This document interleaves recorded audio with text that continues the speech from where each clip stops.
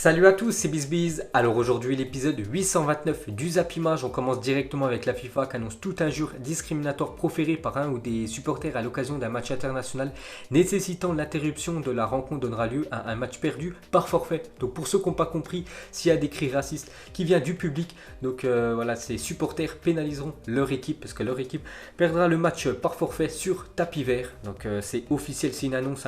Donc ça sera juste pour les équipes nationales, pour les clubs. Donc il y a toujours pas cette règle, bien évidemment, peut-être ça viendra par la suite. Donc maintenant, c'est aux fédérations de bien gérer leurs supporters parce qu'elles peuvent pénaliser leur équipe. Ensuite, les gars, on va parler de deux futurs maillots pour la prochaine saison. On va commencer avec le maillot extérieur de l'équipe de Manchester United. Donc on sait déjà le maillot domicile, un maillot rouge, et le maillot extérieur sera ce maillot que j'ai déjà montré il y a quelques jours. Il avait fuité, cette fois-ci c'est officiel, ça sera le maillot extérieur d'United. Et pour finir avec les futurs maillots de grosses équipes l'année prochaine, cette fois-ci c'est l'équipe du Borussia Dortmund qui dévoile son maillot extérieur, donc un maillot tout noir que je trouve très beau. Et pour finir avec les maillots de football, donc on peut voir que le football club de Forest Green Rover, dans 4ème division anglaise, a dévoilé aujourd'hui son maillot domicile unique en son genre. Pourquoi? Parce que les maillots seront fabriqués à partir de bambou. Donc à partir de bambou, on peut fabriquer un maillot de foot et cette équipe de 4ème division portera des maillots en bambou et il est plutôt stylé quand même ce maillot. Ensuite, une déclaration de Johnny Herrera, donc c'est le gardien remplaçant du Chili sur les déclarations de Lionel Messi qui avait fait beaucoup de bruit la semaine dernière lors de la Copa América. Messi avait dit que la Conmebol avait été corrompue, que le Brésil avait acheté tout simplement son trophée. Donc ce gardien chilien a dit: il faut beaucoup de culot pour se plaindre de l'arbitrage. Aujourd'hui, les Argentins ont remporté la Coupe du Monde à 2 reprises, une sous la dictature et l'autre avec un but de la main. Voilà, donc c'est vrai, le but de la main, bien sûr, Maradona contre, je me souviens plus c'était qui, je crois que c'était les Anglais en Coupe du Monde. Donc il a très bien répondu, ce gardien remplaçant, par rapport à Messi. Ensuite, pour continuer avec Léo Messi, cette fois-ci, bonne initiative de sa part. Donc alors qu'une vague de grand froid s'abat actuellement sur l'Argentine, Léo Messi a donné comme consigne aux employés de son restaurant à Rosario, donc en Argentine, d'offrir tous les soirs un repas et une boisson chaude aux sans-abri qui sont en détresse dans les rues. Parce qu'actuellement, dans le continent sud-américain, c'est l'hiver. Donc eux, par exemple, le mois de septembre, ça commence le printemps. Donc c'est l'inverse, on peut dire, des saisons par rapport en Europe.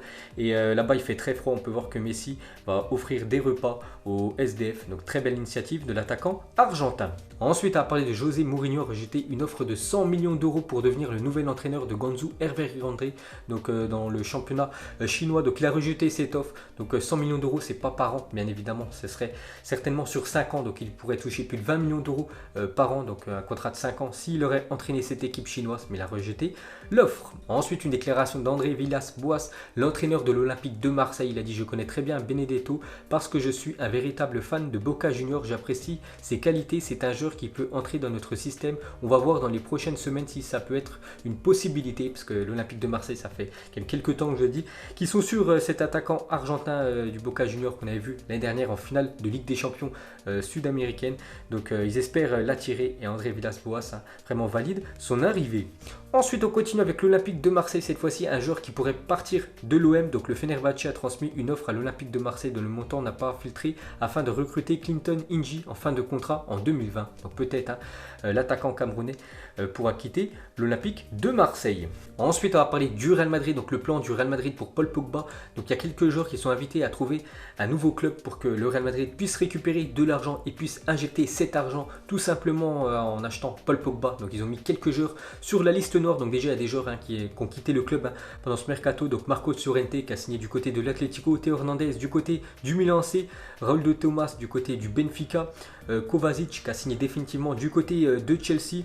Donc tous ces joueurs-là ont déjà permis au Real de récupérer plus de 125 millions d'euros. Donc ils espèrent encore vendre des autres joueurs pour pouvoir recruter Paul Pogba. Donc Navas, Vasquez et Mariano Diaz pour être vendus aussi côté Real Madrid. Donc ça fait 3 joueurs en plus sur la liste noire. Donc avec toutes ces ventes-là, ils espèrent récupérer plus de 200 millions d'euros et avec cet argent, bien évidemment, acheter le milieu français. Ensuite, pour continuer avec Paul Pogba, donc selon un sondage publié par un journal sportif anglais, 81% des supporters de Manchester United souhaitent voir Paul Pogba quitter le club cet été. Donc voilà, on peut voir que les fans de United ont complètement lâché le milieu français. Ils espèrent qu'il quitte le club. On sait qu'il y a des équipes comme la Juventus et bien évidemment le Real Madrid qui sont intéressés par le milieu français. Donc ça devrait se diriger vers un transfert. Et pour finir avec le Real Madrid, donc selon Transfermarkt, Le prix estimé de Gareth Bale est à son plus bas depuis 2013. Donc il coûterait aux alentours des 60 millions d'euros actuellement. Gareth Bale, n'oubliez pas que le Real Madrid l'avait acheté plus de 100 millions d'euros. Je ne me souviens plus de la somme exacte. Donc il y a quelques années. Donc il a pris une grosse chute quand même au niveau de son prix. Bon, après c'est plutôt logique. Il joue jamais Gareth Bale. Et à chaque fois qu'il joue, il est décevant. Donc c'est quand même un gros souci pour le Real Madrid. Parce qu'oubliez pas que c'est le salaire le plus gros du club. Il touche 17 millions d'euros par an. L'ailier gallois. Ensuite, des fans de Liverpool ont loué un avion et ont survolé le camp d'entraînement de Manchester United en Australie avec une banderole Liverpool 6 fois champion d'Europe, parce qu'actuellement l'équipe de Manchester United prépare la future saison. Ils sont en Australie, ils font la pré-saison là-bas, et en fait il y a des supporters de Liverpool qui ont payé un avion et qui ont mis cette banderole Liverpool 6 fois la Ligue des Champions pour envoyer un petit pic à l'équipe de Manchester United, elle qui a remporté seulement 3 fois cette compétition. Ensuite, officiel, la pépite anglaise Louis Barry, 16 ans, quitte West Bromwich Albion et s'engage au Barça où il évoluera avec, on peut dire, l'équipe de U19 du FC Barcelone. Donc le centre de formation du Barça accueille une pépite anglaise, Louis Barry, que je connais pas du tout.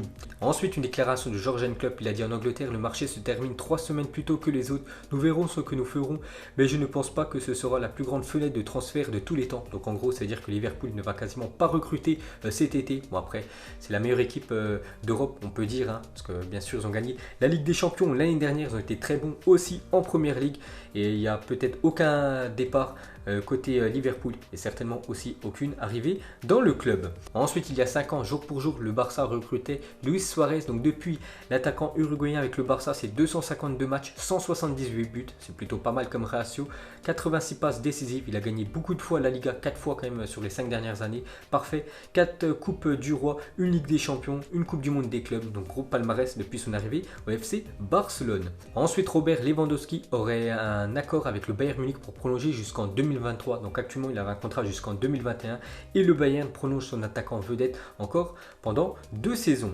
Ensuite, Amazon Prime va lancer en fin d'année une série documentaire sur la vie de Raphaël Varane. Donc le dernier coup c'était Netflix avec le joueur Antoine Griezmann et cette fois-ci Amazon Prime va faire avec la carrière, on peut dire, de Raphaël Varane. Ensuite, une déclaration de Cristiano Ronaldo par rapport à la prochaine saison. Donc il a dit: je suis toujours prêt pour réaliser une excellente saison. L'objectif est de faire une bonne saison, de faire de mon mieux et de tenter de remporter des trophées comme n'importe quel joueur. Mais on sait que quand ça vient de Cristiano Ronaldo, il respecte souvent ses engagements. Donc certainement son objectif l'année prochaine, c'est de remporter pourquoi pas la Ligue des Champions avec la Juventus et pourquoi pas aussi conserver son trophée de l'Euro qu'il a obtenu en 2016. Ensuite, regardez les meilleures affluences de la saison par championnat. Donc c'est où il y a le plus de monde qui se déplace dans les stades pour regarder les matchs. Donc sans surprise, c'est le championnat allemand. C'est avec tous les stades, à chaque fois c'est quasiment un guichet fermé, il y a beaucoup de monde. Dans les stades allemands, 2e Première Ligue, 3e la Liga, on peut voir que la Ligue 1 est classée 6e. Ensuite, regardez le classement des joueurs qui ont coûté le plus cher en tout sur le mercato. Donc le premier, sans surprise, c'est Neymar. Donc tous ces transferts donc de Santos au Barça et du Barça du côté du Paris Saint-Germain, donc en tout 310 millions d'euros si on cumule tous ces montants de transferts. Deuxième, Cristiano Ronaldo. Troisième, Angel Di Maria qui a fait beaucoup de clubs, il est passé quand même du côté du Real Madrid, du côté de Manchester, du côté du Paris Saint-Germain. Et quatrième place, Zlatan Ibrahimovic. Ensuite, une déclaration de Xavi, ancien milieu légendaire de l'équipe du FC Barcelone, sur l'arrivée de Griezmann. Il a dit: Griezmann a remporté une Coupe du Monde et je suis sûr qu'il va se fondre dans le jeu du Barça. C'est un grand joueur, un crack mondial. C'est un transfert de très haut niveau. Donc voilà ce qu'a dit Xavi. Il valide totalement l'arrivée de Griezmann du côté du FC Barcelone. Ensuite, on va parler de la Coupe d'Afrique des Nations. Donc les deux demi-finales se déroulent aujourd'hui, donc en fin de journée. Donc regardez le parcours du Portugal il y a 3 ans avec l'Euro 2016 et le parcours de la Tunisie. Donc c'est quasiment le même, tout simplement parce que le Portugal avait galéré en phase de poule, ils avaient fait 3 matchs nuls et à la fin ils avaient gagné bien évidemment cet Euro 2016 et la Tunisie a fait exactement la même chose, 3 matchs nuls lors des phases de poule. Actuellement ils vont jouer une demi-finale tout à l'heure contre le Sénégal. Donc pourquoi pas voir Tunisie aussi réaliser cet exploit. Et pour finir ce zappimage, on va terminer avec la Coupe d'Afrique des Nations bien évidemment. Donc mettez-moi un pronostic pour les deux matchs. Donc déjà Sénégal-Tunisie à 18 h, moi je vois bien une victoire du Sénégal, on va dire 3-1 pour le Sénégal. Et ce soir à 21 h, Algérie contre le Nigeria. Donc je vois un match nul. Donc je vois que ça va aller jusqu'en prolongation et même au tir au but. Et je vois une victoire de l'Algérie après les tirs au but. Donc voilà les gars, la fin de zappimage 829. Donc si ça vous a plu, un petit like et je vous ferai l'épisode 830 demain. Donc moi je vous laisse et je vous dis à la prochaine comme d'habitude. Ciao à tous.